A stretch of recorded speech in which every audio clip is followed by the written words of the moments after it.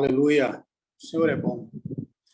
Meus irmãos, no nosso primeiro encontro que nós fizemos aqui pelo Zoom, eu trouxe uma palavra para vocês, baseada no Salmo 22, versículo 25, quando o salmista ali, ele diz, o meu louvor virá de ti, na grande congregação, pagarei os meus votos ao Senhor. E ali eu fiz uma reflexão sobre qual é a razão do nosso louvor, qual é o motivo da nossa gratidão. Quando o salmista ali estava dizendo, olha, o meu louvor virá de ti. Ele estava dizendo que o Senhor, e não as circunstâncias, eram o motivo do seu louvor, da sua gratidão, que o louvor que saía da boca dele vinha do próprio Deus, né?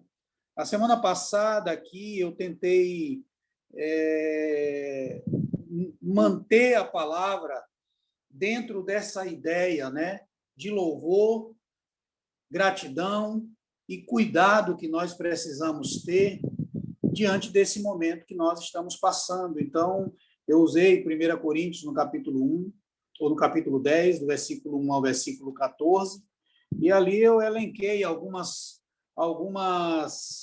situações que levou aquele povo do Egito a fracassarem na sua caminhada, e Paulo repete ali por 2 vezes naquele capítulo que todas aquelas coisas ali foram escritas para o nosso ensino e para a nossa advertência. Então, eles caíram porque eles cobiçaram as coisas más, porque eles entraram por um caminho de idolatria, de culto de si mesmo, de satisfação pessoal, não é?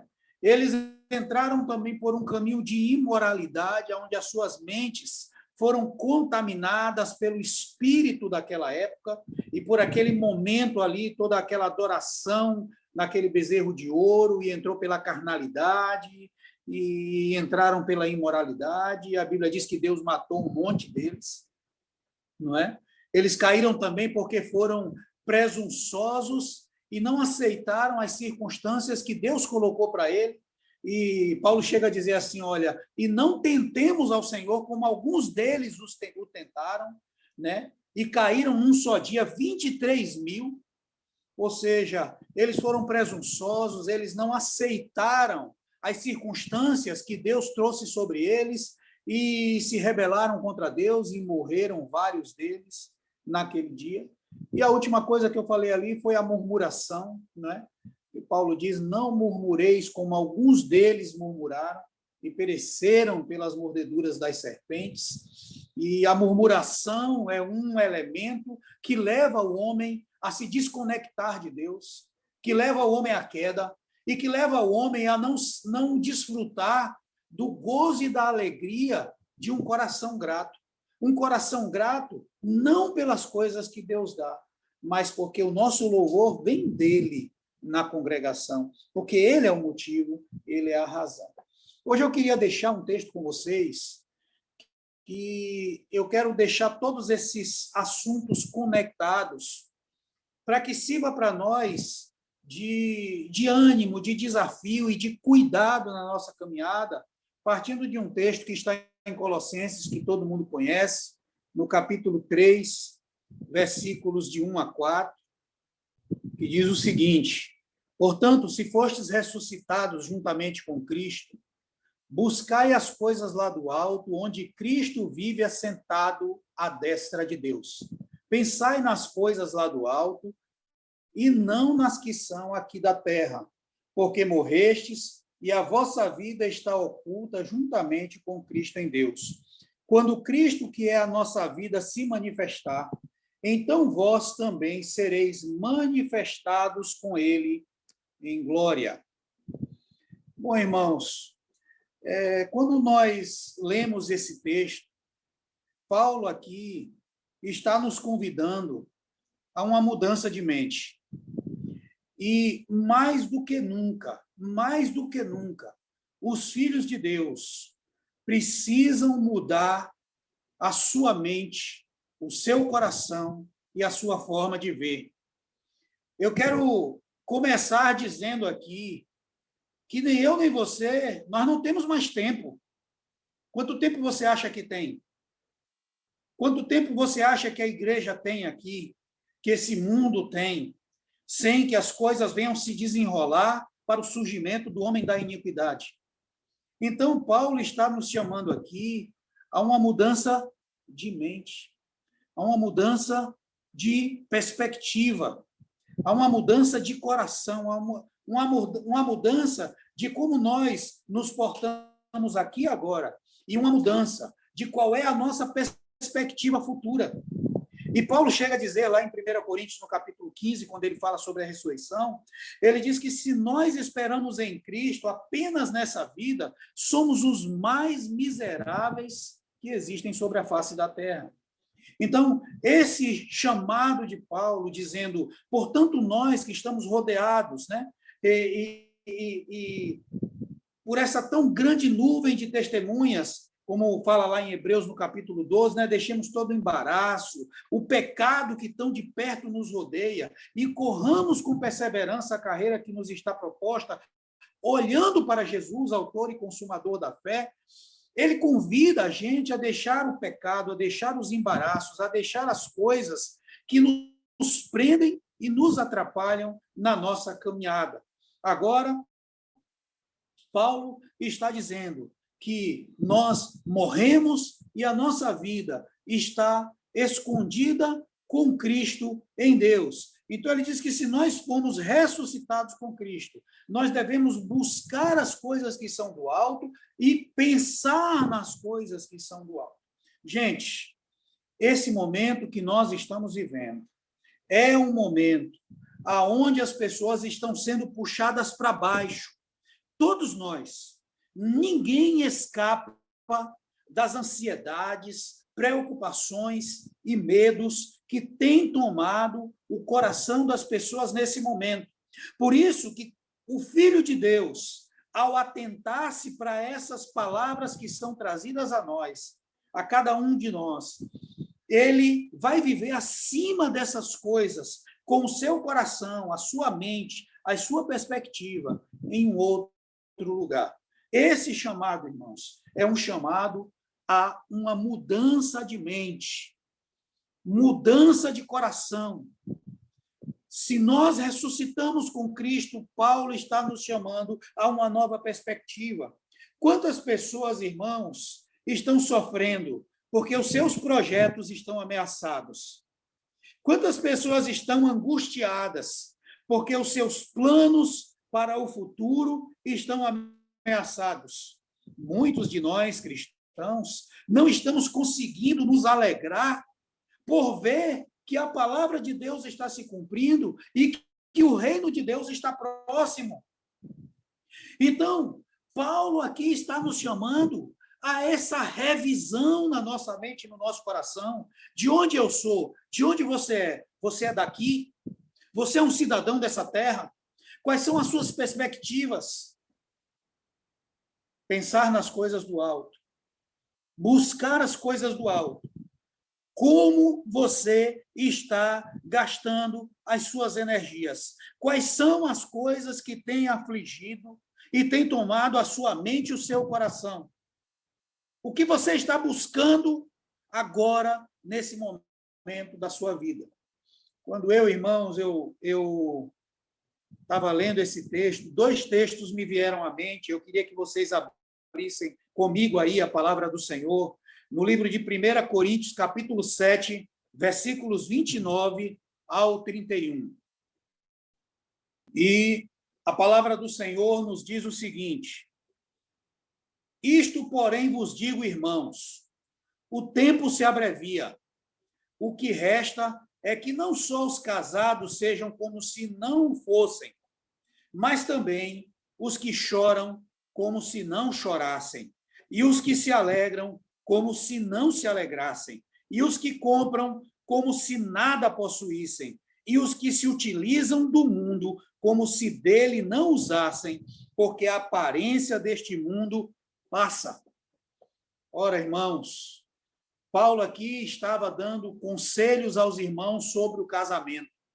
Mas aí ele abre um parêntese e estende esse conselho de maneira a nos mostrar a brevidade da vinda do Senhor e todos os perigos que cercam aqueles que põem o coração neste mundo. Então ele disse: aqueles que choram, que estão lamentando demais, que estão pranteando demais pelas coisas que estão acontecendo aqui, ele disse: sejam como aqueles que não chorassem. Que aqueles que se alegram, que sejam como aqueles que não se alegrassem. Que aqueles que compram, você que tem planos, que tem projetos para comprar, para adquirir, para fazer coisas, Paulo está dizendo: você pode fazer, mas seja como aquele que não está colocando o seu coração nisso, ou seja, como aquele que nada possui. E os que se utilizam do mundo, como se dele não usassem, porque a aparência deste mundo passa. Pensar nas coisas do alto, buscar as coisas do alto, é uma reestruturação da nossa mente, da nossa forma de ver, da nossa forma de pensar, da nossa perspectiva, não só como nós vivemos aqui, meus irmãos, mas da nossa perspectiva para a eternidade. Porque se o nosso projeto de vida está ancorado nas coisas que nós desejamos aqui, nós não nos conectamos com a ideia que o Senhor trouxe para nós. Ele disse: eu vou preparar lugar, e quando eu for, eu virei e vos levarei para mim mesmo, para que onde eu estiver, estejais vós também.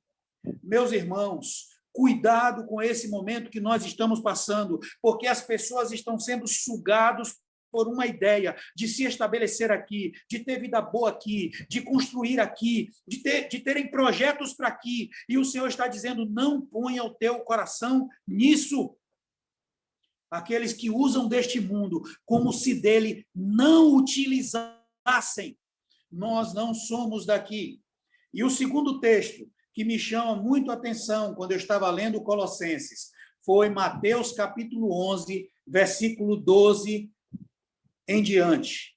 Que diz o seguinte, meus irmãos: desde os dias de João Batista até agora, o reino dos céus é tomado por esforço, e os que se esforçam se apoderam dele. Não é qualquer um, meus irmãos. O reino dos céus é tomado por esforço, e os que se esforçam se apoderam dele. Aí ele continua dizendo: porque todos os profetas e a lei profetizaram até João. E se o quereis reconhecer, ele mesmo é o Elias que estava para vir. Quem tem ouvidos para ouvir, ouça. Mas a quem hei de comparar esta geração? É semelhante a meninos que, sentados nas praças, gritam aos companheiros: nós vos tocamos flauta e não dançastes. Entoamos lamentações e não pranteastes. Pois veio João, que não comia nem bebia, e dizem: tem demônio. Veio o filho do homem, que come e bebe, e dizem: eis aí um glutão e bebedor de vinho, amigo de publicanos e pecadores, mas a sabedoria é justificada pelas suas obras. E aqui, depois desse texto, ele começa a questionar as cidades aonde ele fez muitos milagres. Eu chamo o capítulo 11 de Mateus, que é o ensino sobre a indiferença ao que Deus fez e ao que Deus disse. Porque o Senhor aqui, depois de falar uma série de coisas, ele diz assim: primeiro, o reino dos céus é tomado por esforço. Não é para os relapsos, não é para aqueles que vivem relaxadamente, não é para aqueles que se desconectaram de Deus e apenas têm o nome de cristão. Não, os que se esforçam se apoderam dele. Mas aí Jesus diz assim: mas a quem eu compararei a esta geração? Esta geração é comparada a meninos que, sentados nas praças, gritam aos companheiros: nós vos tocamos flautas e vocês não dançam. Nós lamentamos, entoamos lamentações e vocês não choram.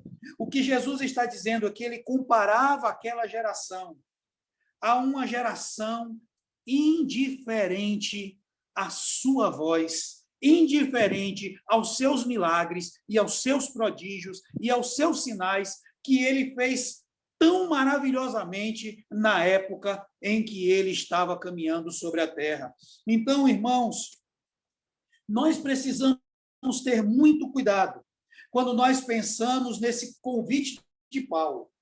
Pensar nas coisas do alto e buscar as coisas do alto é um chamado a uma mudança de mente e uma mudança de coração. Nós, meus irmãos, não somos daqui. E eu queria que vocês abrissem aí em João, no capítulo 15, versículo 19. João, capítulo 15, versículo 19. E ele diz assim: se vós fosseis do mundo, o mundo amaria o que era seu. Como todavia não sois do mundo, pelo contrário, dele vos escolhi, por isso o mundo vos odeia. João, capítulo 17, versículo 6. João 17, versículo 6. Manifestei o teu nome aos homens que me destes do mundo. Eram teus, tu nos confiastes, e eles têm guardado a tua palavra. Manifestei o teu nome aos homens que me destes do mundo. Agora, João, capítulo 17, versículo 14. Eu lhes tenho dado a tua palavra, e o mundo os odiou, porque eles não são do mundo, como também eu não sou do mundo. Ora, irmãos, pensar nas coisas de cima, buscar as coisas do alto, requer de nós uma mudança de coração e uma mudança de perspectiva em relação ao nosso futuro e à nossa eternidade. Que o Senhor mude a nossa mente, que não sejamos indiferentes como aqueles que, ao ouvirem flautas, não dançavam, e, ao ouvirem lamentações, não choravam. Olha que sua situação triste destas pessoas, que não conseguiam ter sensibilidade ao que Deus estava falando com eles, aos milagres que Jesus realizou naquela época. Eles não eram sensíveis a isso. Agora, Jesus diz assim: ora, manifestei o teu nome aos homens que me destes do mundo. De onde foi que o Senhor deu a Jesus os homens? Do mundo. Grifem isso aí. O Senhor nos deu a Jesus do mundo, nos tirou deste mundo. Você não é mais deste mundo, eu não sou deste mundo. O mundo os odiou, porque eles não são do mundo. Você não é daqui. Por isso que o convite é pensar e buscar as coisas do alto. Ele diz assim: se vós fosseis do mundo, o mundo amaria o que era seu. Como todavia não sois do mundo, dele vos escolhi, por isso o mundo vos odeia. Vós não sois do mundo. Então, meus irmãos, nós não somos daqui, nós somos de outro reino, sobre um outro governo. Não se entristeça, meus irmãos, demasiadamente, porque eu sei que a tristeza é um sentimento inerente ao coração do ser humano. O ser humano se entristece com muitas coisas, mas ao nos entristecermos, nos lembremos que existe uma razão maior, não somente da nossa alegria, mas da nossa esperança. Não somente das coisas que acontecem aqui, que muitas vezes nos abatem, mas existe um motivo maior para que nós tenhamos uma esperança eterna. E o meu interesse, irmãos, ao estar repetindo durante essas 3 semanas, trazendo essa palavra para vocês, é para que o nosso coração mude o foco, a nossa mente mude o foco, que a nossa perspectiva, a nossa alegria seja outra, totalmente diferente do que as pessoas desse mundo têm passado. Eu vi Samuel aqui no início da nossa conversa, falando que ele, como vendedor, tem tido muito mais oportunidade de compartilhar a palavra do Senhor. Isaac também, no seu trabalho de médico, e muitos outros irmãos. Por quê? Porque as pessoas estão desesperadas e elas querem encontrar em nós uma perspectiva diferente, um coração totalmente diferente. Então, Nós não somos daqui, estamos sob um outro governo, numa outra perspectiva. Cuidado, meu irmão, porque ao você se deixar levar por isso aqui, o seu coração pode estar desconectado das perspectivas celestiais e divinas que Deus colocou em cada um de nós. Nós precisamos ter cuidado com o nosso coração. Onde estiver o teu tesouro, aí estará o teu coração. E aqui não é nenhum incentivo a você não trabalhar, a você não ter seus sonhos, a você não querer suas realizações. Não é disso que eu estou dizendo. Eu estou falando que o nosso coração, nós precisamos ter cuidado para que nós estejamos com o coração no lugar correto. Pensar nas coisas do alto e buscar as coisas do alto é para regenerados que nasceram de novo e que têm uma perspectiva diferente. Cuidado com os seus anseios, porque os seus anseios podem estar te afastando de Deus. Porque muita gente, quando um filho de Deus tem muitos anseios aqui, e ele se decepciona porque ele não alcançou, naturalmente ele vai transferir essa decepção para com Deus. Então, cuidado com os teus anseios. E ao olharmos para esta palavra, que ressuscitamos com Cristo, e estamos pensando e buscando as coisas do alto, os nossos anseios aqui, ao não serem realizados, eles não nos afastarão da fé, da confiança, da alegria, da gratidão e do nosso comprometimento com Ele. Amém? Isso nos sustentará a mente, guardará o nosso coração.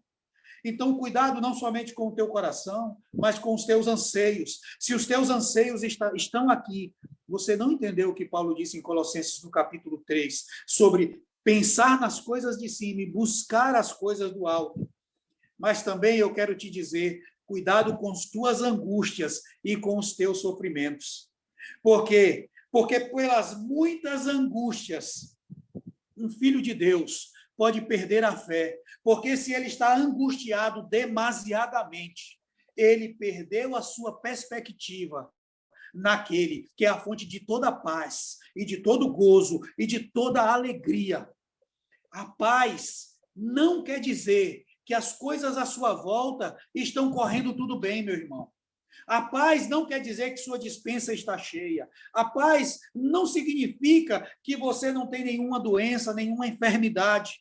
Paulo fala de uma paz de Deus que excede todo entendimento e que guarda o nosso coração. Então, para você guardar-se das suas angústias e dos seus sofrimentos, você precisa estar pensando nas coisas do alto. Você precisa estar buscando as coisas do alto, entendendo que você morreu e a sua vida está escondida com Cristo em Deus. Porque, meus irmãos, tem cristãos aí que estão num grau de desespero que é um negar da sua fé, é um negar da sua profissão de fé que você faz nesse Deus que está com você a todo momento. Então, cuidemos do nosso coração, cuidemos dos nossos anseios e cuidemos das nossas angústias. Sofra, se angustie, mas coloque tudo diante do altar do teu Deus, sabendo que Ele está com você em qualquer circunstância. E quando nós lemos aí Colossenses no capítulo 3, como é que você vai guardar isso, irmãos? Aí Paulo diz assim, pensai nas coisas que são de cima e buscai as coisas que são de cima. Aí ele diz assim, porque morrestes e a vossa vida está escondida com Cristo em Deus. Quando Cristo, que é a vossa vida, se manifestar, então vós vos manifestareis com ele em glória. Então, de que forma, meus irmãos, eu vou guardar o meu coração nesse momento que nós estamos passando? Esse é um convite e é um chamado a crermos nessas afirmações tão imperativas que Paulo está fazendo. Paulo diz assim, olha, você já está morto, no versículo 3, morrestes, e a vossa vida está escondida com Cristo em Deus. Amém? Eu morri e a minha vida está escondida com Cristo em Deus. Eu não sou um cidadão daqui, eu faço parte de um outro reino. Colossenses, no capítulo 1, no versículo 13, ele diz que ele nos tirou do reino das trevas e nos transportou para o reino do seu Filho amado. Mudança de reino, mudança de governo. Então, Paulo faz uma afirmação imperativa: você morreu, nós morremos, e a nossa vida foi escondida com Cristo em Deus.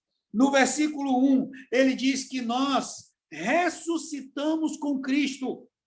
Isso é mais uma declaração imperativa. Portanto, se já ressuscitastes com Cristo, amém, eu ressuscitei com ele, então eu vou buscar e pensar nas coisas de cima. E ele faz uma outra declaração imperativa. Ele diz assim: a nossa vida está escondida com Cristo em Deus. E aí me lembra, sabe o quê, meus irmãos? Quando Paulo fala lá em 2 Coríntios, ele diz assim: porque se essa casa desse tabernáculo se desfizer, temos uma casa não feita por mãos humanas, eterna nos céus. Aleluia! A nossa vida está escondida com Cristo em Deus. Olha a afirmação imperativa. Não vai acontecer, já aconteceu, é uma realidade. A nossa vida está escondida com Cristo em Deus. Aleluia! Louvado seja o nome do nosso Senhor. Paulo está dizendo que hoje nós ocupamos uma posição. Isso é uma realidade. Eu e você estamos escondidos com Cristo em Deus. Fomos ressuscitados com ele. Nós vivemos em novidade de vida. Não vamos viver, irmãos, e aceitar viver como as pessoas deste mundo. Então, eu quero lembrar a todos nós que estamos aqui nessa noite compartilhando dessa palavra. Tenha cuidado com aquela negligência que nós lemos e aquela indiferença que nós lemos ali no capítulo 11 de Mateus.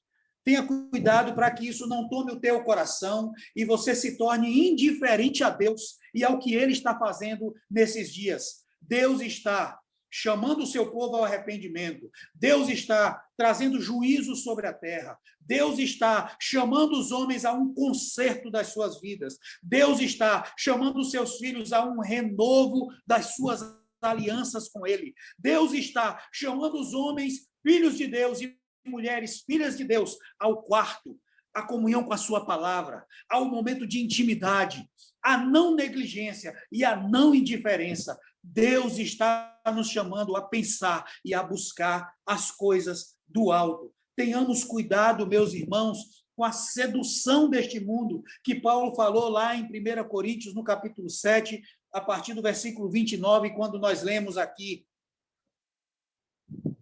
vivamos nesse mundo como se dele não utilizássemos. Os que compram, como se deles não utilizassem. Tenhamos cuidado, meus irmãos. E eu queria finalizar essa palavra que eu estou aqui repartindo com vocês, com um texto muito conhecido que está lá no livro de Mateus, no capítulo 25, sobre a parábola das 10 virgens, que diz o seguinte: então o reino dos céus será semelhante a 10 virgens, que, tomando as suas lâmpadas, saíram a encontrar-se com o noivo.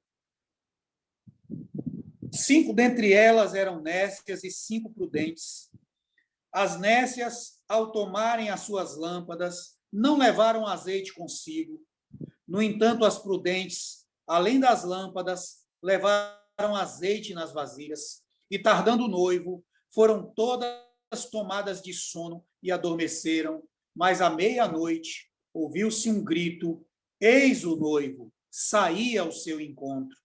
Então se levantaram todas aquelas virgens e prepararam as suas lâmpadas. E as nécias disseram às prudentes: dai-nos do vosso azeite, porque as nossas lâmpadas estão se apagando. Mas as prudentes responderam: não, para que não nos falte a nós e a vós outras. Ide antes aos que o vendem e comprai-o. E saindo elas para comprar, chegou o noivo, e as que estavam apercebidas entraram com ele para as bodas, e fechou-se a porta. Mais tarde, chegaram as virgens nécias, clamando: Senhor, Senhor, abre-nos a porta. Mas ele respondeu: em verdade vos digo que não vos conheço. Vigiai, porque não sabeis o dia nem a hora. Ora, irmãos, portanto, se já ressuscitastes com Cristo, pensai nas coisas de cima, buscai as coisas do alto. Mude a sua perspectiva, mude o seu coração, mas mude a sua perspectiva como você vive aqui, mas também mude a sua perspectiva na sua expectativa eterna e celestial. E agora, nós estamos lendo aqui a parábola das 10 virgens, que para mim, eu leio essa parábola, meus irmãos, e para mim isso é chocante. Por que eu acho isso chocante? Como que pode uma noiva não ter expectativa em encontrar-se com seu noivo, a ponto de se preparar com todo cuidado, com toda diligência, se arrumar, se embelezar, colocar o seu vestido bonito, fazer uma bela maquiagem, cuidar do seu cabelo? Essas 5 noivas é um quadro triste, é um quadro chocante. Como que elas não tinham a expectativa de se encontrar com o noivo? E quando você compara elas com as prudentes, as 5 nécias com as 5 prudentes, eu te pergunto, qual é a diferença? Todas elas estavam aparentemente vestidas aguardando o noivo.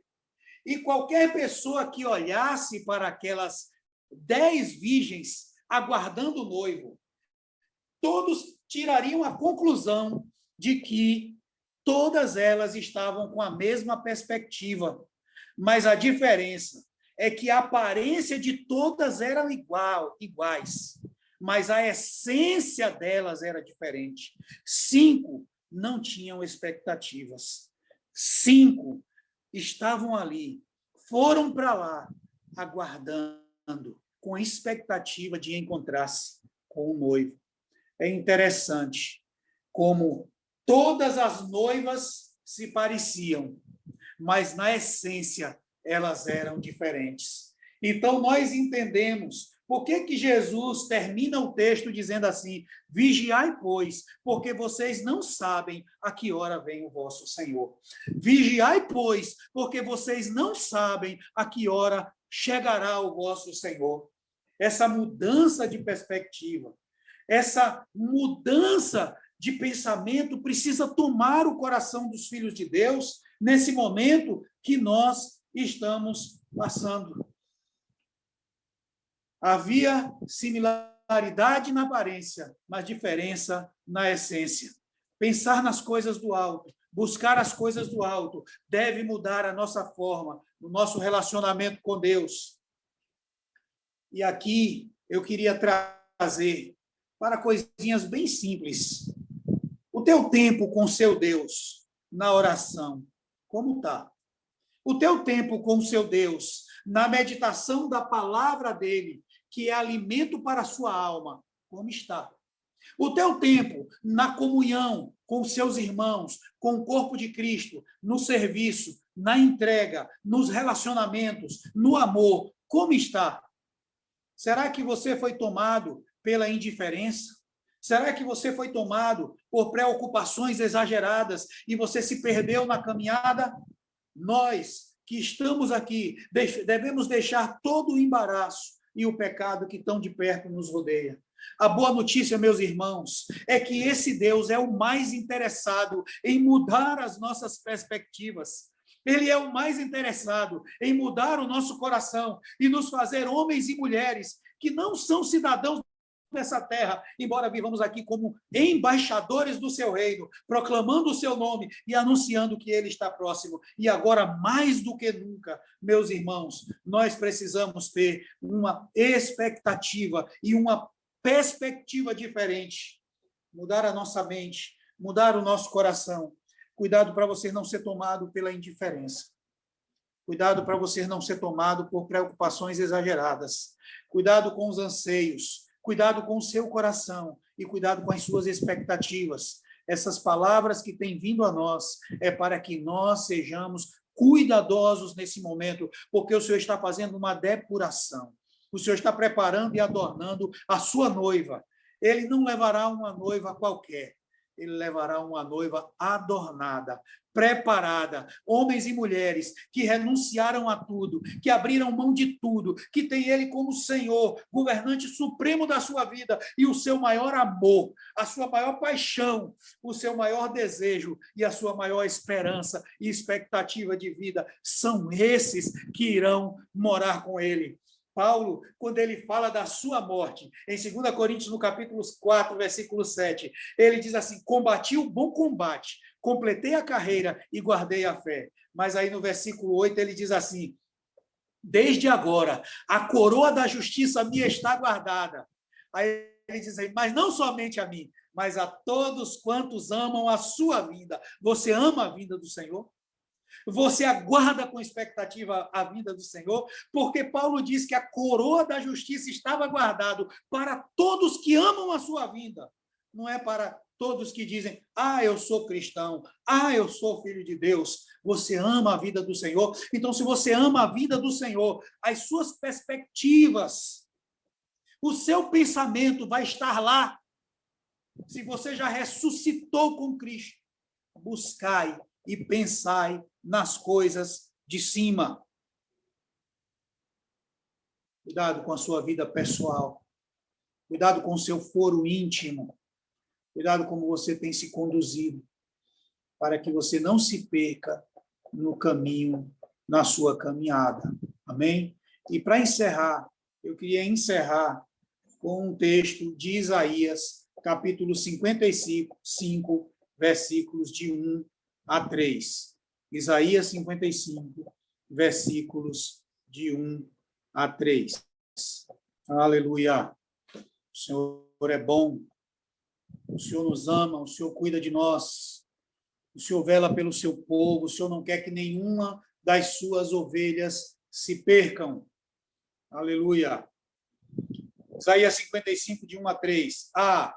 Todos vós, os que tendes sede, vinde às águas. E vós, os que não tendes dinheiro, vinde, comprai e comei. Sim, vinde e comprai sem dinheiro e sem preço, vinho e leite. Porque gastais o dinheiro naquilo que não é pão, e o vosso suor naquilo que não satisfaz. Ouvi-me atentamente, comei o que é bom, e vos deleitareis com finos manjares. Inclinai os ouvidos e vinde a mim. Ouvi, e a vossa alma viverá, porque convosco farei uma aliança perpétua, que consiste nas fiéis misericórdias prometidas a Davi.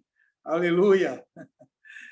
Todos vós que tendes sede, vinde a mim, vinde a mim, vinde às águas. Os que não têm dinheiro, porque ele nos é dado gratuitamente. É ele quem renova a vida dos seus filhos, é ele quem restaura a comunhão, é ele quem restaura o ardor, a paixão, o amor pela palavra, o desejo pelo quarto, o desejo por aquilo que é o manjar dos céus. É ele que nos mantém nesse caminho, meus irmãos. Então ele diz assim, se você não tem dinheiro, vinde, é de graça. Vinde, bebei, tome desse pão, coma, porque eu vou derramar a minha água sobre o sedento. Aleluia! Esse é o nosso Deus. Ele somente nos chama a uma mudança aqui, e aqui dentro. Uma mudança de perspectiva. Vinde, comei, bebei, se já ressuscitastes com Cristo. Buscai e pensai nas coisas de cima. Esse, meus irmãos, é o chamado do Senhor para nós. Porque vocês gastam o vosso dinheiro naquilo que não é pão. Porque gastam tantas energias e sofrimentos naquilo que não pode satisfazer. Você pode ganhar tudo que você quiser, você nunca estará satisfeito. Então ele disse assim, eu vou matar a sua sede. Eu vou encher o seu coração. Eu vou tirar a angústia, a sede. da sua alma e a encherei com o meu espírito e com a minha palavra. Aleluia. Que o Senhor levante nesses dias um exército de homens e mulheres com perspectiva diferente, cheios de paz, de alegria, de gozo, de ânimo no seu coração, porque são filhos do Eterno, para anunciar as boas novas que ele está perto. Aleluia! Louvado seja o nome